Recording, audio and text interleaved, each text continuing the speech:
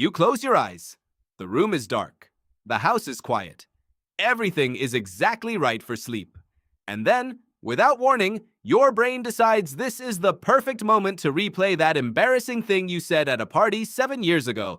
Calculate whether you remembered to lock the front door and draft an imaginary argument you may never actually have.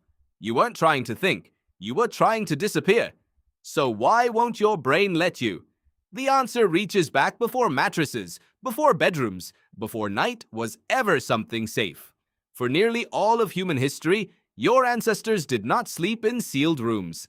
They slept on the ground, in small groups around the last embers of a fire, surrounded by a world that genuinely wanted to eat them. Sleep was not a retreat into safety. It was a calculated risk. Every night was a negotiation between the body's need to rest and the environment's real capacity to kill you while you lay there. Matthew Walker, who directs the Center for Human Sleep Science at UC Berkeley, has described sleep as one of the most dangerous things any animal can do. You become unresponsive. You lose situational awareness. Your muscles go partially paralyzed. For an animal without walls or weapons or any guarantee of tomorrow, closing your eyes was an act of extraordinary vulnerability, and your brain never fully forgave you for it. What evolved to protect your ancestors was a system called the default mode network. It activates not when you are focused on a task, but when your attention drifts, when external demands fall away. And in the quiet darkness of sleep preparation, it does not power down. It powers up. The very conditions you create to fall asleep, darkness, silence, stillness, are precisely the conditions that trigger your brain's most active internal processing system. You have been trying to silence a system that silence switches on. Neuroscientist Marcus Rachel at Washington University found that the brain does not idle when you stop attending to the outside world. It shifts into different work: social prediction, threat modeling, future simulation, memory consolidation. These are not random thoughts. These are survival operations. When you lie there replaying a conversation from 3 days ago, your brain is modeling the social landscape, figuring out who trusts you, who might be a threat, what you should have said. Social survival was as critical as physical survival. A misstep that got you expelled from the tribe was, for most of human history, effectively a death sentence. Researcher Ethan Cross at the University of Michigan has shown that the inner monologue becomes most active when the brain perceives unresolved uncertainty, incomplete tasks, open loops not yet closed. Your brain at night is running a checklist of everything that matters to your survival, and the more you try to stop these thoughts, the louder they get. Daniel Wegner at Harvard described this as ironic process theory.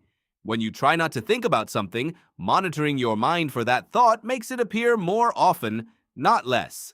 When you instruct yourself to stop thinking, you are fueling the very engine you are trying to shut down. After midnight, norepinephrine, dopamine, and serotonin levels drop. Your prefrontal cortex loses its chemical support.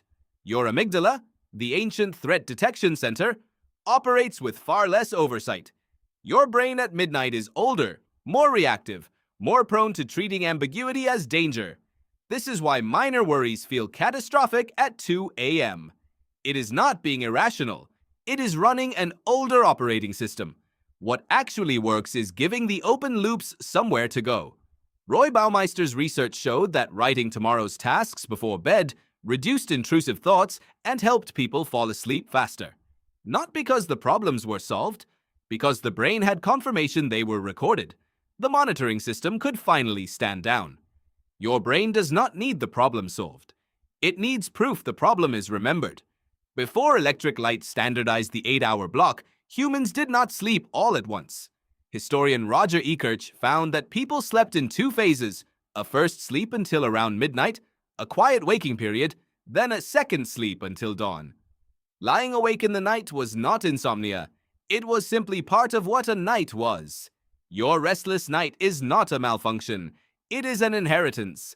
Every ancestor you have ever had made it through the night, keeping one thread of awareness running even in the deepest rest, scanning the dark, making sure nothing important was forgotten before dawn. That thread is still running in you. Tonight, when the room goes dark and the house goes quiet, your brain will do what it has always done, The thoughts will rise, and now you will know why. Everything is exactly right for sleep. Your brain just has 200,000 years of reasons to make sure.